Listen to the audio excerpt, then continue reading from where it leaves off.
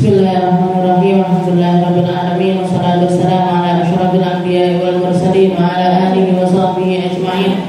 Subhanaka la ilma lana illa ma 'allamtana innaka antal alimul hakim. Rabbi shrah li sadri wa yassir li amri wahlul 'uqdatam min lisani yafqahu qawli. Amma ba'd. Alhamdulillah ala ni'matil Islam, alhamdulillah ala ni'matil iman wa kafa biha min ni'mah. Allahumma barik lana fi Rajab wa Sya'ban wa ballighna Ramadan wa ballighna Ramadan wa ballighna Ramadan wa a'inna 'ala siyam wal qiyam wa qiraatil Qur'an wa qanni'na bil yasir minal manam.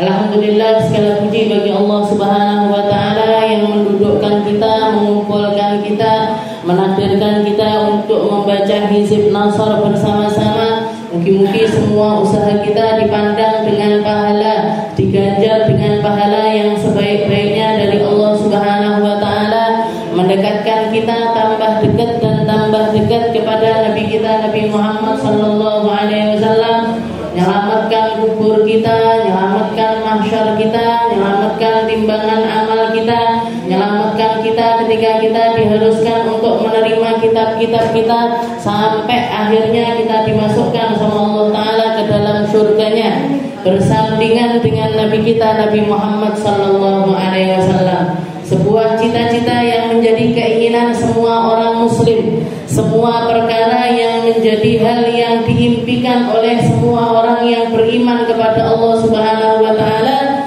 tapi sedikit di antara mereka yang mampu merealisasikannya dengan usaha yang nyata. Sedikit di antara mereka yang dikaruniai sama Allah Ta'ala langkah-langkah yang indah, majlis-majlis yang baik, tempat-tempat untuk kita nimba kebaikan-kebaikan. Sedikit yang dapat jatah perkara tersebut. Makanya Nabi Muhammad SAW mengatakan, Innallaha a'tad dunya man yuhib wa man la yuhib. Kalau perkara dunia Allah memberikannya kepada siapapun, yang disenangi ataupun enggak disenangi, yang dicinta ataupun yang tidak dicinta, semuanya dapat porsi yang sama dari perkara-perkara dunia. Tapi tentang perkara agama, tentang perkara akhirat, tentang porsi rezeki akhirat, hanya Allah Subhanahu wa taala berikan kepada hamba-hamba yang baik, kepada mereka-mereka yang baik. Man yuhibbuhu minal abrar, katanya Nabi Muhammad, hanya kepada orang yang Allah Ta'ala cintai dari golongan orang baik. Makanya ketika kita ditakdirkan untuk kumpul-kumpul semacam ini, semoga kita benar-benar orang baik, dan semoga kita benar-benar orang yang dicintai oleh Allah Subhanahu wa taala. Sebagai bukti dari hal tersebut, Allah Ta'ala nitipi, dititipi sholat jamaahan, dititipi sholawatan, dititipi untuk baca la ilaha illallah, dititipi untuk baca Al-Quran, dititipi untuk hadir majelis, dititipi ilmu dan lain sebagainya. Semoga itu benar-benar pertanda bahwasanya Allah Ta'ala itu cinta kepada kita. Kalau kita cinta kepada Allah Ta'ala itu sudah pasti, sudah pasti, sesuatu yang pasti dan sesuatu yang lumrah, karena semua hal yang Allah Ta'ala berikan kepada kita, tapi Allah Ta'ala cinta kepada hamba tersebut, itu adalah sesuatu yang luar biasa. Dan kita sekarang masuk di bulan Rajab, kita masuk di salah satu bulan haram yang dikatakan oleh Allah Ta'ala, Inna iddatash syuhuri indallahi 12 syahran fi kitabillah yauma khalaqas samawati wal arda minha arba'atun hurum. Dari sekian banyak bulan, 12 bulan yang Allah Ta'ala ciptakan, di masa-masa tersebut Allah Ta'ala ada waktu-waktu di mana menciptakan langit serta bumi. Setelah itu diistimewakan lagi sama Allah Ta'ala, minha arba'atun hurum. Ada 4 bulan yang dianggap sebagai bulan haram. Kenapa kok dianggap sebagai bulan haram? Karena pahala di hari-hari ini berbeda dengan hari-hari kemarin. Karena limpahan rahmat yang Allah Ta'ala berikan di bulan ini gak sama kayak kemarin. Pahala nih jenengan majelis bulan kemarin sama hari ini beda. Pahalanya kita sholat jamaah bulan kemarin sama sekarang beda. Pahalanya kita zikiran bulan kemarin sama sekarang berbeda. Makanya Nabi Muhammad SAW ngasih julukan Setelah sebelumnya orang-orang jahiliyah memberinya julukan dengan nama Rajabul Asam, bulan Rajab yang tuli. Kenapa kok dikatakan tuli? Karena di bulan-bulan haram ini orang-orang Mekah, orang-orang Arab semua punya aturan, semua punya aturan, yaitu dilarang menumpahkan darah dan dilarang terjadi peperangan. Jadi kalau sudah tersulut emosi, melek perang, melek tukaran, melek paten-patenan, engko yo ngenteni Sya'ban. Kalau enggak gitu nanti ya nunggu selesai bulan haram. Ini aturan yang ada di yang sudah menjadi keyakinannya semua orang Arab. Makanya mereka menganggapnya atau ngasih nama Rajab ini dengan nama Rajabul Asam. Tapi setelah datangnya Nabi Muhammad SAW, setelah datangnya agama Islam, sama Nabi Muhammad diganti. Enggak, ini bukan Rajabul Asam, tapi ini adalah Rajabul Asam. Apa itu asam? Rajab yang Allah Ta'ala kucurkan rahmat semacam air bah, kayak banjir bu. Asap itu kayak air di dalam gelas pian tumplek nih. Kalau air putah, kalau misalkan ini air pian wis bek, kita kasih tambahan air lagi, ini kan paling luber ke kanan ke kiri gitu tak? Atau kalau cuman setetes-tetes tik-tik malah keceh di sebelah-sebelahnya. Tapi yang namanya asap itu bukan cuman tumpah yang semacam itu, tapi diwalik sama Allah Ta'ala. Jadi isi air ini tadi dibalik, itu namanya asap, kutah. Lek wong Jawa ngomongnya kutah. Apa yang ditumpahkan sama Allah Ta'ala, apa yang dibanjirkan sama Allah Ta'ala, ampunannya Allah, rahmatnya Allah, semua hal kebaikan dari Allah Ta'ala ditumpahkan wes gak kata hitung-hitungan. Istilahnya Allah Ta'ala kalau pengen ngasih pahala sama orang gak hitung-hitungan. Kalau sudah masuk bulan haram ini gak hitung-hitungan. Makanya Nabi Muhammad mengatakan Rajab syahrullah, Sya'ban syahri, Ramadan syahru ummati. Rajab itu bulannya Allah. Padahal semua bulan punyanya Allah. Semua bulan itu punyanya Allah Ta'ala. Tapi Nabi Muhammad ngasih nama Rajab syahrullah, wa Sya'ban syahri. Kalau Sya'ban itu bulannya Nabi Muhammad sallallahu alaihi wasallam, wa Ramadan syahru ummati. Sedangkan Ramadan adalah bulannya umatku. Kenapa kok disendiri-sendirikan seperti itu? Itu kayak kita kalau lagi makan di dalam satu meja makan di rumah kita sendiri. Pian masak lodeh, enek tempe goreng, enek tahu goreng, enek telur dadar, ada nasi, ada sambal, semuanya punyanya kita. Semuanya punyanya jenengan, punyanya pian semuanya. Tapi karena di antara makanan ini ada yang favorit, aku paling seneng yang ada di meja ini, paling seneng empale di deweknya. Ki wekku iki, empale iki wekku. Atau anaknya sukanya ayam goreng, ki anakku iki. Ayam ini punyanya anak saya. Terus cucunya senengane mie goreng misalkan, mie goreng tinggi putuku, iki tinggi aku, iki tinggi anakku, iki tinggi putuku. Padahal sak meja itu semuanya punyanya kita, tapi kita sendirikan. Kenapa? Karena ini adalah sesuatu yang istimewa. Begitu juga Allah Ta'ala. Kenapa kok Nabi Muhammad mengatakan Rajab syahrullah? Rajab itu bulannya Allah Ta'ala, punyanya Allah. Dicisi sama Allah Ta'ala. Kenapa? Karena saking rahmatnya Allah Ta'ala. Karena begitu masuk bulan Rajab, Allah Ta'ala lomannya enggak karu-karuan. Kamu minta apa? Ampunan, tak ampuni. Kamu mau ngapain? Tobat, tak terima tobatnya. Sebanyak apapun dosamu, sebanyak apapun kesalahanmu, sebejat apapun dirimu, berkubang dosa sekalipun, berlumpuran dengan kesalahan sekalipun, kalau kamu datang minta ampun sama Allah Ta'ala pasti diampuni.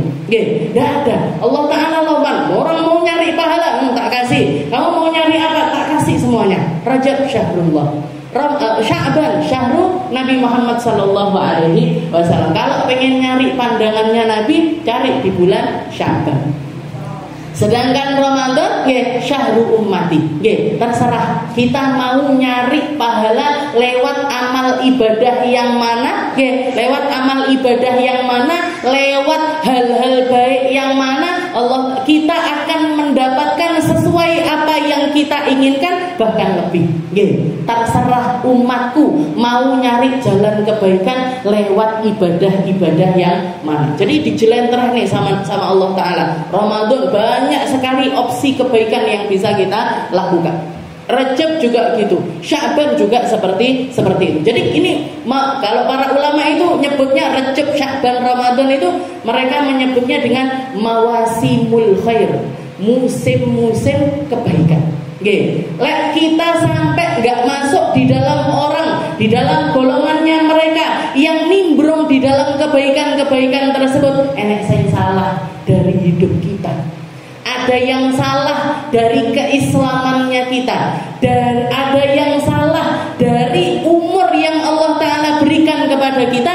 Kok sampai Rajab, Sya'ban, Ramadan kita nggak masuk di dalam golongan mawasimul khair. Mawasimul khair ini apa? Musim-musim kebaikan. Musim-musim kebaikan itu kalau kita bayangkan itu kayak gimana? Kayak misalkan kita, atau orang di kampung dalam ini sakgang nih, orang sak kampung dalam sakgang ini bikin woro-woro, bikin pengumuman, Bu, wong Tulungagung di sini nanti selama 3 bulan akan diadakan bazar sembako murah, akan diadakan pasar malam, akan diadakan pokoknya diskonan nggak karu-karuan. Pengusaha-pengusaha dari semua kalangan di Tulungagung tumplek-blek di sini, untuk istilahnya obral diskon, obral diskon.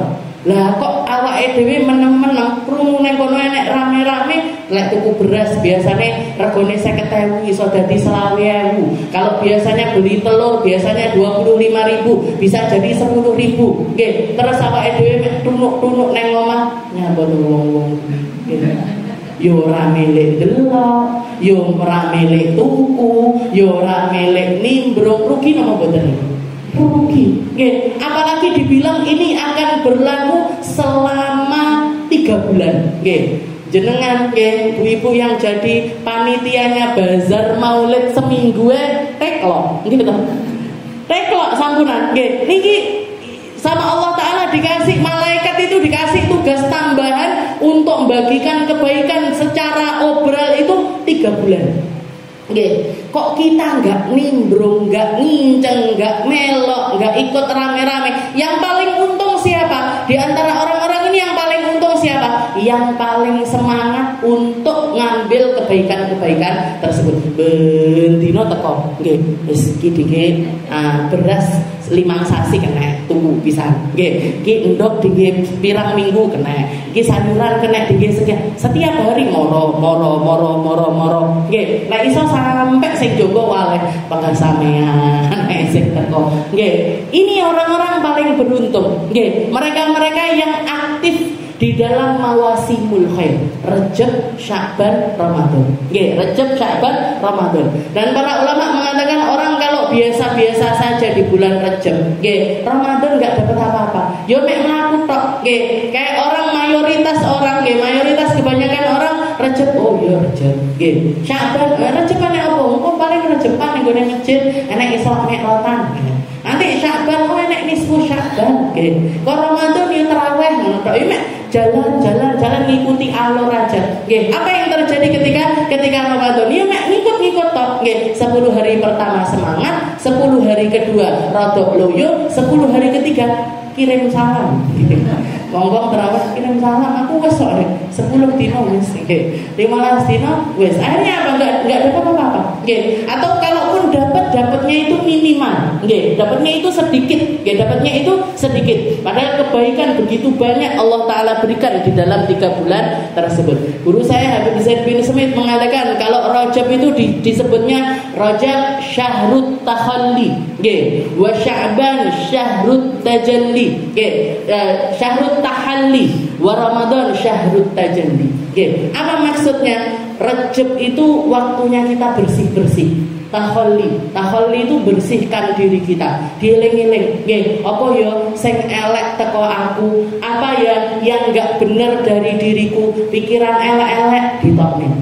Hati-hati sing elek-elek ditokne. Iri, dengki, benci dan lain sebagainya keluarkan semuanya. Tangan apa ya yang jelek-jelek, senengane buka HP sing gak bener-bener. Nah, dilai. Nggih, telinga apa ya sing elek-elek sing elek-elek ditokne kabeh. Nggih, ini waktunya kita bersih-bersih. Rajab syahrut takhalli. Makanya amalan yang paling afdol adalah minta ampun. Nggih. Amalan yang paling afdol itu adalah istighfar. Nggih. Kalau para ulama menganjurkan selama 1 bulan Rajab ini, kalau bisa setiap habis subuh, setiap habis maghrib kita baca Allahumma ighfirli warhamni wa tub alayya. Allahumma ighfirli warhamni wa tub alayya. Nggih. Kalau yang biasanya Rabbil ighfirli warhamni wa tub alayya piye? Boten apa-apa nggih. Nggih. Rabbil ighfirli warhamni wa tub alayya. Rabbighfirli warhamni wa tub alayya. Cuman yang warid dari Nabi Muhammad yang diajarkan sama Nabi, Allahumma ighfirli warhamni wa tub alayya. Berapa? 70 kali habis subuh, 70 kali habis maghrib. Nggih, 70 kali habis subuh, 70 kali habis maghrib. Rutin sampai akhir Rajab. Katanya Nabi Muhammad, haramallahu sya'rahu wa basyarahu minan nar. Nggih, orang yang bisa rutin selama 1 bulan mengerjakan hal tersebut, maka Allah Ta'ala akan mengharamkan jasadnya, kulitnya, serta rambutnya dari panasnya api neraka. Mek ping 70 Bu, nggih, 70 kali Allahumma ighfirli warhamni wa tub alayya, enggak sampai 5 menit. Nggih, enggak sampai 5 menit. 5 menit subuh, 5 menit habis maghrib. Nah, itu anjurannya para ulama. Kenapa? Ben resik. Nggih, biar bersih sebersih-bersihnya kita. Nggih, apalagi kalau kita sambil mikirkan, ya Allah, tangan iki wis kakean dosa, ya Allah, sikil iki wis kakean dosa, kuping, urung mata, urung irung, urung lambe, ya toh. Wis dipikir nek wis dosa-dosa diresiki. Nggih, tahalli. Nggih, kita bersihkan diri. Nanti Sya'ban ngapain? Tahalli. Nggih, Sya'ban itu waktunya kita dandan. Nggih, dandan berhias diri, memberhiasi diri kita dengan perkara-perkara yang baik. Wis ganti, nggih, sing elek-elek ilang diganti dengan yang cantik-cantik, yang bagus-bagus. Nggih. Nanti Ramadan wis siap. Nggih, Ramadan syahrut tajalli. Sudah siap untuk bersanding di pelaminan. Nggih. Nah, 3 bulan ini kayak kalau misalkan ada orang Rajabe mek ngono-ngono tok, Sya'bane mek ngono-ngono tok, itu kayak orang mau jadi manten, nggih. Orang mau jadi pengantin, mau naik ke atas pelaminan tapi baru jegur got, nggih. Nyemplung ning gone got, bar ngono langsung munggah pelaminan. Nggih, pripun kira-kira tamune? Iki piye mantene? Kemboyo adus dhisik, resik-resik dhisik, nggih, klambi sing apik. Nah, itu juga nggih, Ramadan kalau kita mau bersanding dengan Allah Ta'ala, kalau kita mau membersandingi kebaikan-kebaikan yang kita usahakan, nggih, Rajab kita bersih-bersih, Sya'ban kita dandan. Nggih, biar nanti masuk Ramadan wis toto kabeh. Nggih, salate toto, dikirane toto, ibadahe toto, khusyuknya hati toto, hubungannya sama orang-orang sekitar toto. Nggih, enggak ada kebencian, enggak ada keburukan, enggak ada omongan-omongan enggak enak, enggak ada rasa-rasa yang akan menjadi penyebab dari penghalang, yang akan menghalangi kita dari setiap kebaikan-kebaikan yang ingin Allah Ta'ala titipkan di dalam hati kita. Nggih, Allah Ta'ala asline melek nitipi khusyuk, tapi didelok ning gone atine enek kebencian sama orang. Nggih, enggak situ. Nggih, Allah Ta'ala pengen nitipi salat jamaahan, tapi dilihat orang ini panganane sek haram-haram, ndak situ. Nggih, orang seperti itu keadaannya. Jadi kita bersihkan dulu, setelah dibersihkan dikasih perkara-perkara yang baik dan dulu, baru nanti Ramadan semua hal kebaikan akan bisa kita raih. Nggih, makanya judulnya orang kalau setelah selesai Ramadan itu judulnya Hari Raya Idul Fitri. Nggih, hari raya kemenangan. Nggih, menang dari apa? Menang dari semua perkara duniawi, menang dari syahwat diri sendiri, menang dari setiap keburukan yang ada. Merekalah orang-orang yang hakikatnya sedang berhari raya. Tapi kalau hari raya nggih malah bodo-bodo, aku gah moro omahe wong kuwi nyapo tau tukaran aku nggih. Aku mau silaturahmi nggone wong kuwi nyapo biyen tau ngelokne aku nggih. Akhirnya apa yang terjadi? Ya ini enggak menang ini. Ya arep rono ndak iso, arep rene ndak iso. Gah aku tau salat id nang gone masjid sing kuwi nyapa tak ngire gak karu-karuan. Nyapa ngurusi takmir barang gitu. Jadi istilahnya hakikat dari Idul Fitri itu kita menang atas diri kita sendiri, menang untuk menjadi hamba Allah Ta'ala. Karena orang yang paling merdeka adalah orang yang menghamba kepada Allah Subhanahu wa Ta'ala. Gak ditindas dengan jabatan, gak ditindas dengan harta, gak ditindas dengan dunia, gak ditindas dengan pertemanan, gak ditindas dengan apapun. Tadi sopo bosku ya Gusti Allah. Bos saya Allah Ta'ala. Saya mau kesini, saya mau begini, saya mau begitu. Semuanya kalau Allah Ta'ala ridho tak lakoni, Allah Ta'ala enggak ridho, saya enggak akan menjalani hal tersebut. Mungkin itu kita. Mungkin kita dikasih kekuatan, dikasih langkah, dikasih porsi yang banyak dari kebaikan-kebaikan tersebut. Kita lanjutkan pembahasan kita di dalam kitab Bidayatul Hidayah karya Al-Imam Abi Hamid Muhammad bin Muhammad Al-Ghazali ila an qala al-mu'allif rahimahullahu ta'ala wa nafa'ana bi ulumi fid dharain amin wa la yakhussul imam nafsu bid-du'a fil qunutis subhi. Beliau membahas tentang doa kunut. Ini bab atau mungkin hal terakhir dari bab kita, yaitu bab al-imamah wal qudwah, yang bahas tentang jadi imam itu gimana, jadi makmum itu seperti apa. Di akhir beliau membahas tentang kunut. Sebagian dari umat Islam ada yang meyakini untuk rutin melaksanakan kunut, ada yang enggak. Ada yang memilih untuk tidak melakukan kunut. Padahal madhab kita di dalam madhab kita, madhabnya Imam Syafi'i, kunut itu menjadi sesuatu yang sangat dianjurkan.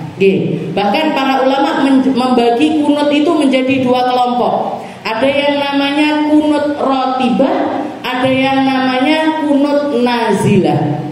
Jadi ada yang namanya kunut rotibah, ada yang namanya kunut nazilah. Apa itu kunut rotibah? Kunut yang rutin, kunut yang menjadi sesuatu yang tertib. Apa kunut yang tertib itu apa? Dua. Yang pastinya istilahnya orang-orang madhab Imam Syafi'i mesti melakukan dua kunut tersebut. Yang pertama adalah kunut di i'tidal rakaat kedua setiap kali sholat subuh. Ben subuh lek identik lek masjid wong NU ya mesti kok nek kunut. Kalau orang yang bermadhabkan Syafi'iyah, kita masuk ke masjid situ atau musola situ, mesti subuh rakaat kedua mesti ada kunutnya. Nah, ini kunut apa ini namanya? Namanya adalah kunut rotibah. Kunut rotibah. Yang kedua, kunut yang termasuk kunut rotibah juga adalah kunut yang dilakukan di i'tidal terakhir. I'tidal rakaat terakhir dari sholat witir di setengah terakhir bulan Ramadan. Di setengah terakhir bulan Ramadan. Biar masuk Ramadan, habis tarawih biasanya ditutup sama kunut, ditutup sama witir. Witirnya biasanya tiga rakaat. Di rakaat yang ketiga, kalau sudah masuk setengah terakhir bulan Ramadan, mesti ditambahi kunut. Nah, kunut apa ini? Ini namanya juga kunut rotibah. Hukumnya atau pahalanya setara dengan kunut di sholat subuh. Jadi pahalanya setara dengan kunut yang kita laksanakan di sholat subuh. Cuman bedanya kalau sholat subuh itu sholat wajib, kalau witir itu sholatnya adalah sholat sunnah. Walaupun Imam Malik mengatakan sholat witir itu hukumnya wajib. Karena Nabi Muhammad pernah mengatakan man lam yutir falaisa minna. Sing ndak switiran bukan golongan kami. Bukan golongannya Nabi Muhammad sallallahu alaihi wasallam. Imam Malik mengatakan kalau sholat witir itu masuk di dalam kategori sholat wajib. Kapan bisa melaksanakan sholat witir? Setelah sholat isya, sebelum sholat subuh. Niku pian saged untuk melaksanakan sholat witir. Berapa rakaat? 1 bisa, tapi makruh lek terus siji terus. Aku witiran tak rakaat ae tapi kalau sekali 2 kali mboten napa-napa. Tapi lek rutin, aku sik belajaran. Berapa lama sholat witir sak rakaat? yo setahunan iki lah enggak belajar jenenge. Nggih. Jadi witir satu rakaat itu sah, nggih. Tapi makruh kalau dirutinkan. Sak rakaat tok, nggih, kok medhit men mek sak rakaat gitu. Yang afdal lagi berapa? 3, nggih, 3 rakaat itu yang nggak pernah ditinggalkan sama sekali sama Nabi Muhammad SAW. Nabi Muhammad kalau repot sak repote apapun, beliau witir itu minimal 3, minimal 3 rakaat. Dan di 3 rakaat ini bacaannya itu selalu sama. Rakaat pertamanya baca setelah Fatihah baca Sabihis, rakaat keduanya baca Al-Kafirun, rakaat ketiganya baca Kulhu An-Nas Al-Falaq. Kulhu An-Nas Al-Falaq. Makanya kalau kita lihat witirnya di terawih niku mesti kan tiga surat ini atau mesti ngikuti. Kenapa? Karena Nabi Muhammad witirnya tartibnya itu seperti itu. Kalau 3 rakaat selalu seperti itu. Tapi Rasulullah seringkali ditambahi witirnya. Kadang 5, kadang 7, kadang 9. Paling banyaknya adalah 11 rakaat. Nah, kalaupun beliau witir 11 rakaat, 3 rakaat terakhirnya itu juga surat-suratnya adalah seperti itu. Sabihis, Al-Kafirun, rakaat ketiganya nanti yang 1 rakaat tok itu Kulhu Mu'awwidatan, An-Nas sama Al-Falaq. Nah, itu namanya adalah istilahnya witir. Jadi witir itu dari mulai sholat isya, setelah sholat isya sampai menjelang subuh bisa kita lakukan. Tahajudan ditutup witir gimana? Boleh, boleh. Tapi kalau misalkan kalau misalkan kita ganjilnya witir itu sudah di awal, maka witirnya kita di akhir biar genepi. Jadi misalkan habis isya witiran 3 rakaat, malam tengah malam pengen witir lagi, 2 boleh, 4 boleh, 6 boleh, 8 boleh. Jadi digenepi.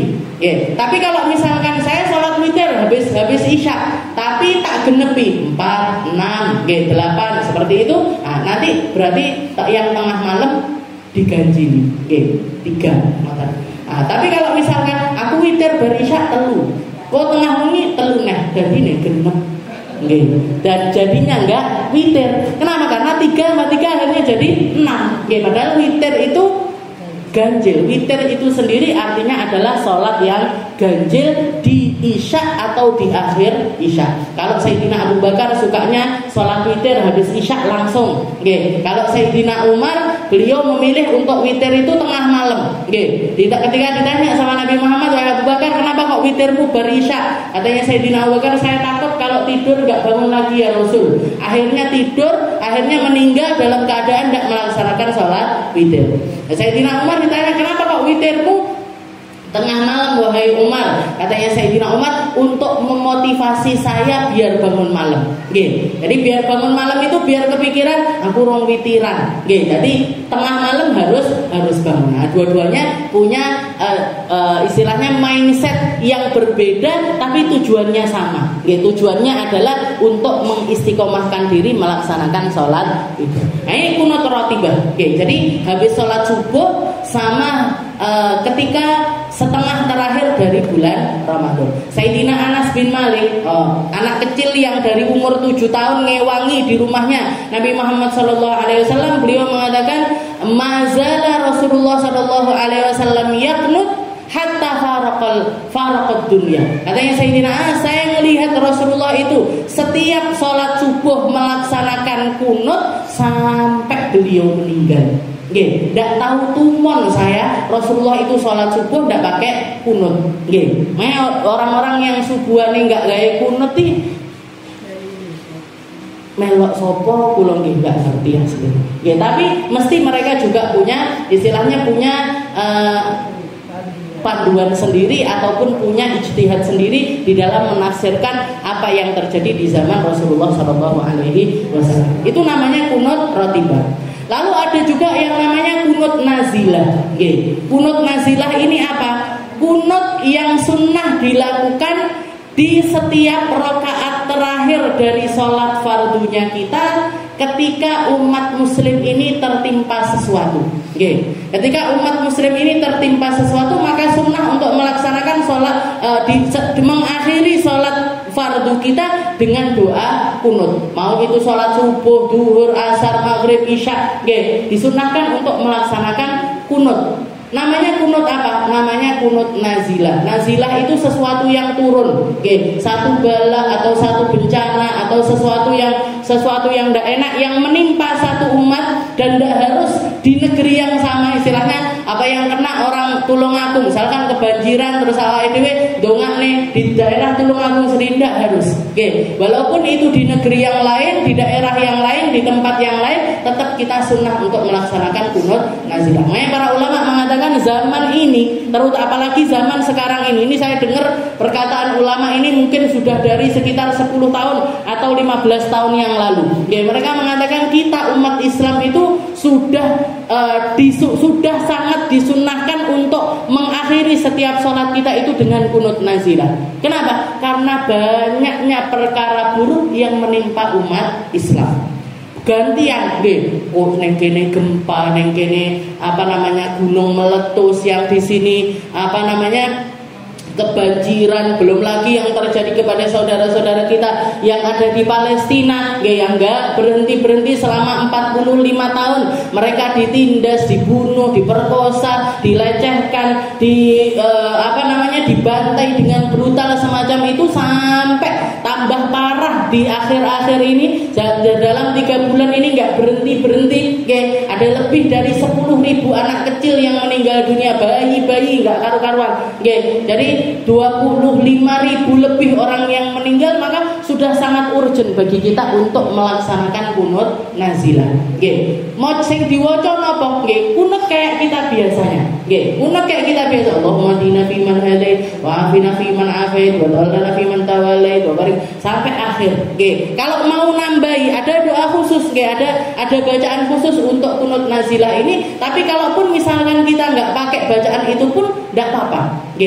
Allahumma aslihna wa aslih man fi salahil islam wal muslimin. Ya Allah, perbaiki kehidupan kami, perbaiki kehidupannya umat muslim, perbaiki keadaannya orang Islam. Ya Allah, hancurkan orang-orang yang menghancurkan agama Islam dan lain sebagainya. Ya Allahumma dfa'annal bala wal waba wal ghala wal fitan dan lain sebagainya. Ya Allah, angkat semua bala, angkat semua keburukan, angkat semua ujian-ujian yang enggak dari orang-orang kafir. Dan ini itu ada tambahan-tambahan seperti itu. Tapi kalau misalkan kita nggak hafal pun, maka pakai doa kunut tok ae nggih mboten napa-napa.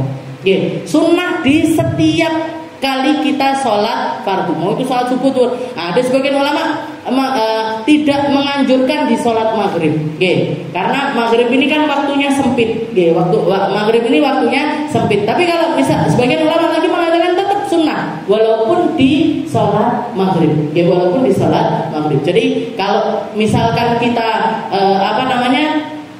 melaksanakan ini adalah sesuatu yang sangat bermanfaat, karena Nabi Muhammad melakukan hal yang semacam itu ketika umat muslim ini tertimpa satu musibah di tahun ketiga sama tahun keempat Hijriah. Jadi setelah Nabi Muhammad hijrah dari Mekah menuju negeri Madinah, setelah beliau menetap di negeri Madinah, itu sekitar akhir tahun ketiga sampai awal tahun keempat Hijriah, itu ada 2 kejadian yang sampai membuat Nabi Muhammad itu selama sebulan penuh melaksanakan kunut nazilah. Jadi akhir sholat beliau nambahi kunut, dan kunutnya ini dibanter nih, Bu. Jadi kalau kita sholat duhur gitu sholat duhur mau nambahi kunut nazilah, sunnah dibanter nih. Allahumma hdina fi, kayak sholat subuh ngoten. Kenapa? Karena doanya ini tujuannya adalah imamnya doa, makmumnya ngaminkan. Jadi kunut niku di sunnah dibaca banter. Kenapa? Karena memang fungsinya adalah imam doa bareng diamini sama makmum. Jadi Allahumma hdina fi man hadait, amin, wa afina fi man afait, amin. Jadi memang tujuannya kunut itu seperti itu, untuk membangkitkan semangatnya umat, juga untuk mendoakan agar kita ini keluar dari apa yang sedang menimpa umat Islam. Jadi ada dua kejadian yang sangat parah sekali terjadi kepada sahabat-sahabatnya Rasulullah Shallallahu Alaihi Wasallam. Para ulama menamai dua kejadian tersebut. Yang satu dinamakan Yaumur Roji, yang kedua dinamakan Bi'rul Ma'unah. Kejadian Bi'rul Ma'unah hampir mirip, jadi kejadian yang pertama Yaumur Roji itu Rasulullah didatangi satu orang, satu orang laki-laki dari negeri tetangga, mengakunya sudah Islam, mengakunya dia itu masuk ke dalam agama Islam. Minta sama Nabi Muhammad, ya Rasul, saya minta beberapa orang sahabatmu yang terbaik untuk mengajarkan Islam di negeri saya. Dikirim sama Nabi, ada sekitar 7 orang sampai 10-an orang dikirim sama Nabi. Ternyata begitu dibawa di tengah perjalanan laki-laki ini berkhianat. Ngomong sama semua desa yang dilewati kalau membawa 10 orang dari sahabatnya Rasulullah Shallallahu Alaihi Wasallam, sampai 10 orang ngelawan wong ribuan orang, sampai akhirnya mereka terkepung naik ke atas gunung. Dikatakan di atas gunung ini orang-orang kafir mengatakan yang turun di antara kalian akan aman, tapi kalau yang nggak mau turun akan kami bunuh semuanya. Akhirnya 3 orang dari 10 orang itu yang 3 turun.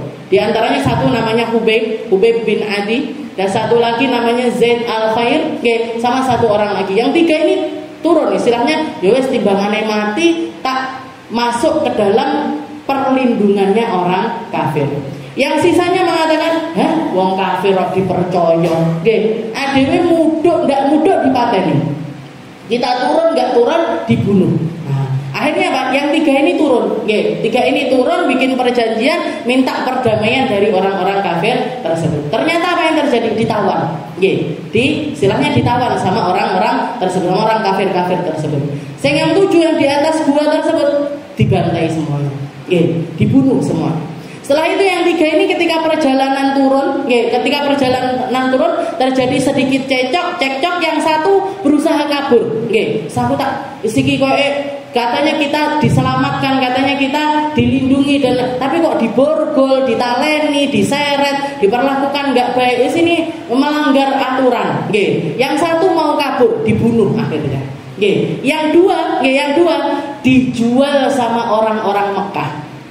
Padahal itu kejadiannya barusan terjadi perang Badar. Baru terjadi perang Badar, dan 2 orang ini, Hubayb sama Zaid ini di dalam perang Badar ini sempat bunuh beberapa kabilah dari orang-orang Mekah. Malah dijual sama keluarganya orang yang keluarganya itu dibunuh sama 2 orang ini. Wes gak karuan. Yang satu yang Hubayb akhirnya meninggal, dibunuh itu dikarak sama orang sak Mekah. Nyampe di dekatnya Tanim, dipentang, disalib istilahnya, disalib, tangannya diikat, kakinya diikat. Sebelum naik ke atas tiang salib itu mengatakan, ditanyain, kamu harapan terakhirmu apa? Harapan terakhirmu itu apa? Katanya Hubayb, saya izinkan saya untuk melaksanakan 2 rakaat sebelum kematian saya. Nah, dikatakan Hubayb ini awwalu man sanna sunnatan rakaatain qoblal wafah.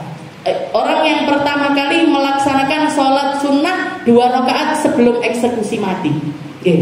Jadi sholat 2 rakaat. Begitu salam, dia mengatakan, kalau saya tidak takut kalian berpikir saya itu orang yang takut mati, akan saya panjangkan sholat saya. Tapi karena saya takut kalian nganggep ini disuak-suak nih sholatnya mati, takut dengan kematian, maka saya nggak pengen hal yang semacam itu. Habis itu dipentang. Habis itu apa yang terjadi? Dipotong kecil-kecil badannya. Jadi jarinya dipotong, jari kakinya dipotong. Jadi dimutilasi, dimutilasi dalam keadaan hidup, sampai habis, sampai meninggal dunia di atas tiang salib tersebut. Zaid juga seperti itu. Dia ketika perjalanan eksekusi sempat ditanya sama ada satu orang laki-laki yang mengatakan, apa kamu mau, apa kamu rela kalau misalkan Muhammad itu gantikan keadaanmu yang sekarang? Katanya Zaid, saya bahkan gak rela kalau Nabi Muhammad lagi duduk di tempatnya nyaman, gak kepanasan, ketusuk duri, dan saya dalam keadaan yang semacam ini, saya tetap nggak rela kalau Nabi Muhammad itu tertusuk jarum atau tertusuk duri. Katanya orang-orang kafir, ma ra'aitu ahadan yuhibbu ahadan kahubbi ashabi Muhammad di Muhammad. Saya nggak pernah tumon, nggak tahu roh ada orang cinta sama orang lain seperti cintanya para sahabat Nabi kepada Nabi Muhammad Shallallahu Alaihi Wasallam. Dibunuh juga akhirnya di atas tiang salib. Dan dikatakan salah satu keluarga orang yang dendam sama Z ini minta sama orang-orang yang mengeksekusi, nanti kalau Z sudah terbunuh tak beli tempurung kepalanya. Tak beli tempurung kepalanya karena saya sudah bernadar untuk minum khamr pakai tengkoraknya Z. Tapi qadarullah sama Allah Ta'ala dilindungi ketika ketika setelah Z ini meninggal dunia, diturunkan dari tiang salib tersebut, tahu-tahu ada entah angin atau entah air yang tahu-tahu datang ngambil jasadnya Z sampai tidak ketahuan di mana kuburannya sampai sekarang. Jadi untuk sama Allah Ta'ala diperlihatkan kalau orang yang dicintai sama Allah Ta'ala nggak rela kalau sampai tempurung kepalanya itu dihinakan dengan cara yang semacam itu. Jadi 10 orang dibunuh entek, padahal mereka semuanya adalah sahabat-sahabat terbaiknya Rasulullah Shallallahu Alaihi Wasallam. Belum sampai kabar ini nyampe kepada Nabi Muhammad, ada lagi satu orang. Jadi dekat masanya orang minta sahabat Nabi untuk katanya ngajarkan di negerinya itu waktunya itu dekat, dan ternyata dua-duanya mengalami hal yang sama. Yang kejadian kedua lebih parah lagi, nggak cuma 10 orang, 70 orang qurra, 70 orang sahabatnya Nabi yang paling banyak menghafal Al-Quran. Jadi hafid, dan masih muda-muda, dikirim sama Nabi ke daerah Najd. Najd itu kalau sekarang Riyadh, jadi Jeddah. Kalau sekarang namanya Jeddah, zaman dulu namanya Najd. Jadi dikatakan mereka minta dikirimkan 70 orang sahabatnya Nabi yang paling banyak menghafal Al-Quran, mengalami hal yang sama. Di daerah di dekat, nama daerahnya itu Bi'rul Ma'unah. Bi'rul Ma'unah itu satu sumur di antara Mekah sama Asfan. Di situ 70 orang ini dikepung, dibantai habis. Cuman ada 2 orang atau 3 orang, mereka pura-pura mati, edok mati, setelah selesai istilahnya dibunuh semuanya dan ditinggalkan jasadnya begitu saja. 3 orang ini di bawah tumpuan sahabat-sahabatnya yang sudah meninggal, bangun pulang ke negeri Madinah, melaporkan kepada Nabi Muhammad. Itu Rasulullah hatinya acuh, itu hatinya Rasulullah hancur. Hampir 100 orang sahabatnya meninggal dalam kurun waktu 1 sampai 2 bulan. Itu dikatakan Rasulullah selama sebulan penuh beliau melaksanakan kunut nazilah. Melaksanakan kunut nazilah. Jadi bisa istilahnya kalau misalkan kita mau ngambil porsi untuk setidaknya mendoakan dari apa yang menimpa umat Islam ini, paling tidak jangan tinggalkan kunut nazilah, sholat subuh. Tapi kalau pian mau melaksanakan istilahnya kayak jamaahan ngoten diomongi dhisik ben ndak kecil kok duhuran ngene jadi makmume iki opo ngoten to nanti diomongi dulu makmumnya dibilangi ayo ini nanti duhuran ditambahi kunut nazilah, nanti asar ditambahi kunut nazilah, maghrib ditambahi kunut nazilah, isya ditambahi kunut nazilah. Dan walaupun sholatnya di waktu yang suaranya itu dikecilkan, waktu baca kunut sunnah untuk dibanternya. Jadi imamnya baca, setelah itu makmumnya mengaminkan. La yakhusul imam nafsahu bidu'a fi qunutis subuh. Dan lafadznya pakai lafadz jamak. Jadi bukan Allahumma hdini fi man hadait wa afini fi man afait. Itu berarti ya Allah kasih hidayah kepada saya. Masukkan hidayah kepada diri saya. Tapi sunnahnya pakai lafadzna Allahumma hdina. Kalau sholatnya sendiri gimana? Tetap sunnah pakai nah. Allahumma hdina, pakai Allahumma hdini boleh, tapi dilafadzkan jamak itu lebih baik lagi. Dan nek sing ngamini piye ndak apa-apa. Kan yang kedengeran mungkin ndak baca amin, tapi sing suarane kita nggak bisa dengar, insya Allah baca amin. Sinten? Malaikat. nggih. Nek enggak malaikat yo jin, nggih. Jadi tetap pakai lafaz nah. Allahumma hdina wa ijhar bih, nggih. Dan disunahkan untuk jahar. Wa yu'minul qaum, nggih. Dan ketika baca kunut itu makmum sangat disunahkan untuk mengaminkan saja. Allahumma hdina fi man hadait, amin. Wa afina fi man afait, amin. Ngaten nggih. Wa yu'minul qaum wa la yarfa'una al-aidi falam yathbut dzalika fil akhbar. Di sini Imam Ghazali mengatakan tidak sunnah ngangkat tangan.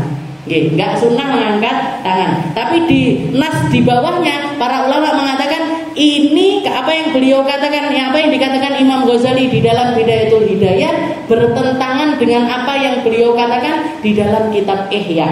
Nggih, di dalam kitab Ihya beliau menganjurkan untuk mengangkat tangan. Berarti yang diambil yang di mana? Yang diambil yang pakai Ihya. Nggih, yang diambil yang di Ihya. Karena di situ beliau menerangkan juga tentang dalil-dalil kalau ketika kunut itu Rasulullah juga mengangkat tangan. Nggih. Jadi disunahkan mengangkat tangan walaupun di sini wala yarfa'una al-aidi falam yathbut dzalika fil akhbar.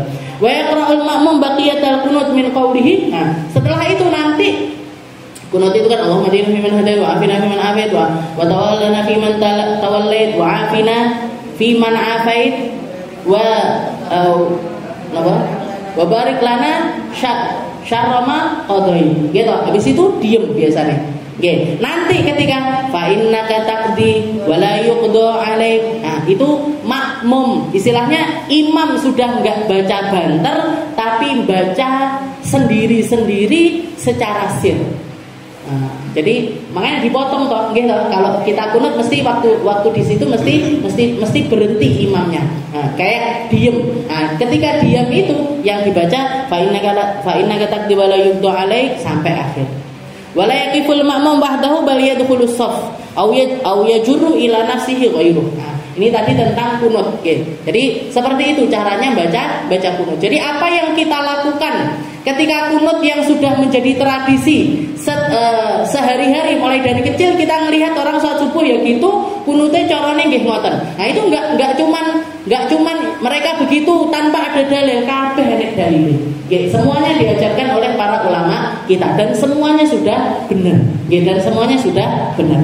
Setelah itu beliau memperingatkan wala yaqiful ma'mum wahdah bal yadkhulus shaff. Kalau kita jadi makmum jangan sampai sholat di dalam satu shaf diwimpli. Jangan berdiri sendirian di satu shaf yang kosong. Kalau bisa masuk ke shaf yang ada kita masuk. Kalau tidak ada, shaf yang depan kita sudah full penuh dan kelihatannya sudah nggak ada orang lagi yang bakalan datang untuk jejeran shaf sama kita, maka kita tarik satu orang yang ada di depan untuk nemenin kita di shaf tersebut. Kenapa? Karena berdiri sendiri di satu shaf tanpa ada temannya itu menghilangkan pahala jamaah. Awake dhewe salat jamaah tapi ndak entuk pahalane jamaah. Jadi caranya seperti itu. Kalau masih ada tempat, nah dilihat iki iso iki rada geser kene titik, geser, dan kita masuk. Nah, tapi kalau misalkan nggak bisa penuh, shaf yang di depan kita penuh, di belakang nggak ada orang lagi mau datang, ngambil satu orang ditarik ke belakang. Tapi nggih coba terbanter, ambruk wonge, jadi dituntut untuk ke belakang pelan-pelan. Setelah itu nemenin kita di shaf tersebut. Aw yajuru ila nafsi ghairu. Wala yanbaghi lil ma'mum ay yataqaddam 'ala al-imam fi af'alihi aw yusawi. Dan kalau kita jadi makmum, posisinya jadi makmum, jangan sampai mendahului imam dalam hal apapun. Jadi ngeten, paling bagusnya itu imam sudah sempurna rukuk, kita baru rukuk. Imam sudah sempurna i'tidal, baru kita i'tidal.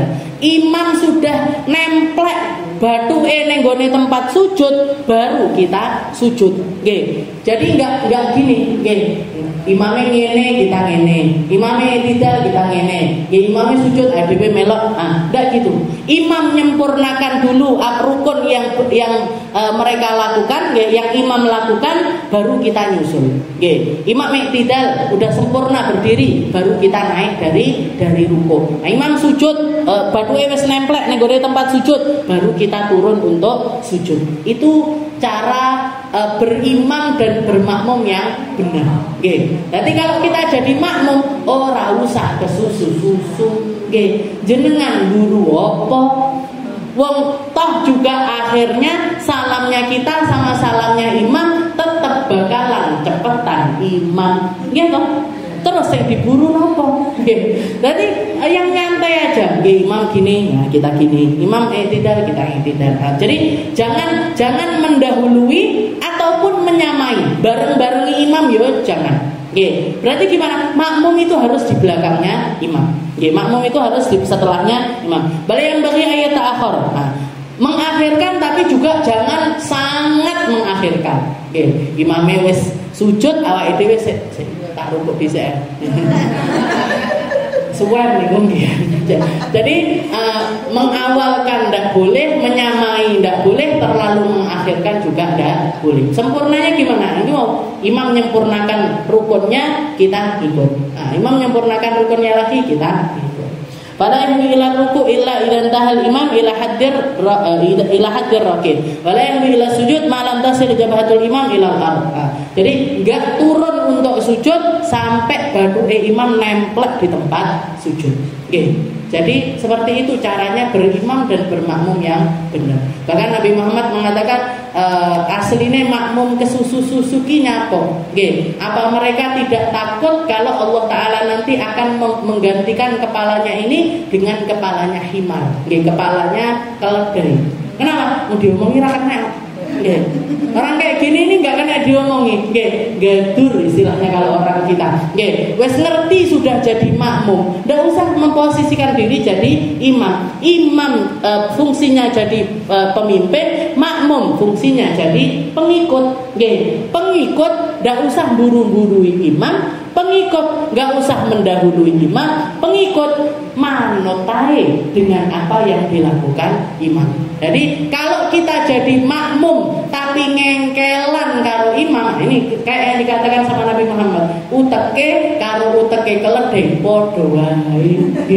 Uteke karo uteke keledai padha wae. Makanya di dalam satu rumah tangga ataupun di dalam kepemimpinan apapun, pemimpin itu harus dipatuhi.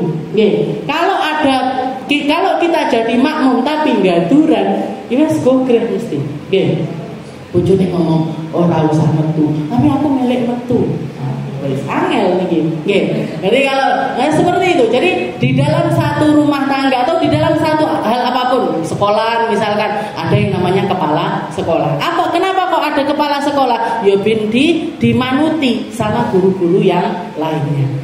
Kalau bahkan Nabi Muhammad menganjurkan kalau kita pergi rombongan, rombongan lebih dari 3 orang harus nunjuk salah satu untuk jadi pemimpin. Harus nunjuk salah satu untuk jadi pemimpin. Iki dhewe arepe ning gone mau pergi ke Surabaya misalkan. Enaknya lewat mana? Lewat Kediri apa lewat ngendi misalkan. Mau lewat tol apa mau lewat mau lewat tol apa lewat ndak tol? Sing siji ngomong lewat tol lho, dijine ndak usah. Ndak barbar. Pemimpin yang lewat tol aja lebih cepat, nggo biayane urunan. Nah, jadi pemimpinnya yang memutuskan. Karena kalau kepala banyak, mesti pendapatnya juga banyak. Siji milih ndak lewat tol, siji milih lewat tol. Nyapa ndak milih lewat tol? Ben iso mampir ning gone warung kuwi misalnya. Kenapa kok lewat tol? Biar lebih cepat. Nah, nanti imam yang memutuskan di dalam perkara tersebut. Selalu seperti itu. Bahkan itu dimulai dari mana? Dimulai dari sholat. Kita biasakan imam sebagai pemimpin dan makmum sebagai yang mengikuti apapun yang dilakukan oleh imam. Wallahu a'lam bishawab. Ini akhir dari bab al-imamah wal qudwah. Insyaallah nanti di selanjutnya adalah adabul Jum'ah. Adabnya salat Jumat. Mugi-mugi sehat kabeh, mugi-mugi panjang umur semuanya, mugi-mugi dikasih sama Allah Ta'ala hidayah dan juga inayah untuk bisa memperbanyak kebaikan di mawasimul khair, di bulan Rajab ini, di bulan lanjut sampai Sya'ban, dan dapat menikmati keindahan-keindahan ibadah di dalam bulan Ramadan. Ala hadhihi niyyah wa ala niyatin salihah wa ila hadratin Nabi Muhammad sallallahu alaihi wasallam.